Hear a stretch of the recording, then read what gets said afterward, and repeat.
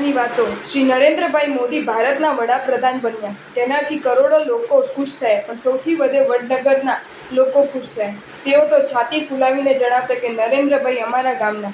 તેમાં પણ નરેન્દ્રભાઈના ઘરને અડીને જે ભાગ્યશાળીનું ઘર હતું તે તો આકાશી આનંદમાં ઉડતા હતા અને બધાને કહેતા હતા કે તમને ખબર છે નરેન્દ્રભાઈ અમારા પોલીસો થાય, અમને ખુશી કેમ ના થાય?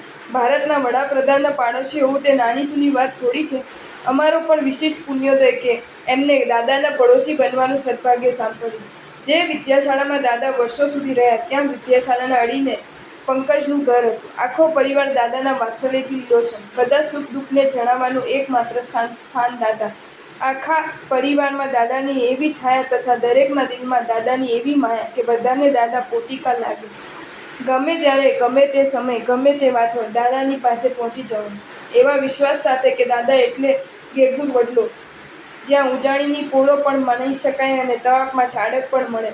વારંવારના એક સરખા અનુભવ બાદ એમનો વિશ્વાસ ભરોસામાં ક્યારે બદલાઈ ગયો એની એમને ખુદને પણ ખબર ન પડી। લગ્ન બાદ પંકજનું નિવાસસ્થાન પંકજ બન્યું। પંકજમાં પણ દાદાની મૂર્તિની પધરામણી થતાં એમને તો બંને ઘેરે પ્રભુની મહેર થઈ। દાદાની કૃપાથી એમની જિંદગી સુખમય ચાલતી હતી। પરમ પૂજ્ય પન્યાશ્રી રાજરત્ન વિજય મહારાજના ચાતુર્માસમાં ખૂબ આનંદ આવ્યો।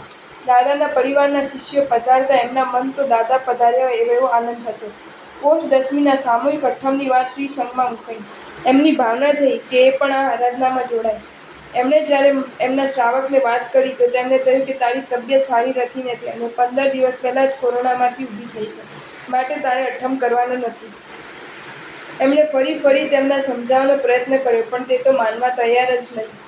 એમની દલીલો, અરજીઓ, વિનંતીઓ બધું જ નકામું ગયું। શ્રાવક કોઈ પણ રીતે અઠ્ઠમની હા પાડતા ન હતા। છેવટે થાકીને એમણે દાદાના શરણે પહોંચ્યા। રોજ પંકજ ઉપાશ્રયમાં તેમના દર્શનાર્થે જતા, રોજ તેમની પ્રદક્ષિણે કરતા, રોજ સ્તુતિગાન પણ કરતા અને જાપ પણ કરતા। દાદા પાસે જઈને એમણે તો ચોખ્ખો ઝઘડો જ ચાલુ કર્યો, તમારી આટલી આરાધના કરું છું છતાં મારી એક વાત પણ સ્વીકારાતી નથી।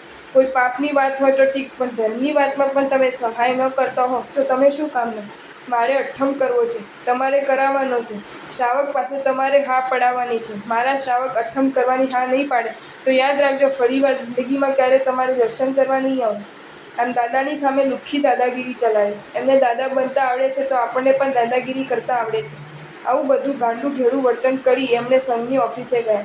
ત્યાં અઠ્ઠમ માટે નામ લખાવ્યું અને પાસ મળાવ્યું। પૂર્ણ શ્રદ્ધા હતી કે દાદાને કામ સોંપીને આવ્યા છે તો કામ નિશ્ચિત થવાનું જ છે।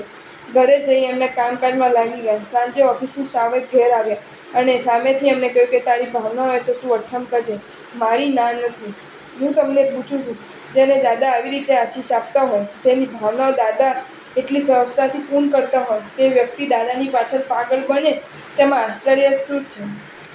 જો તમને આ વિડીયો ગમ્યો હોય તો આ વિડીયોને લાઇક કરો અને શેર કરો અને આવા જ નવા વિડીયો જોવા માટે જૈન ફેક્ટ્સ એન્ડ સ્ટોરીઝની ચેનલને સબસ્ક્રાઈબ કરો। ધન્યવાદ।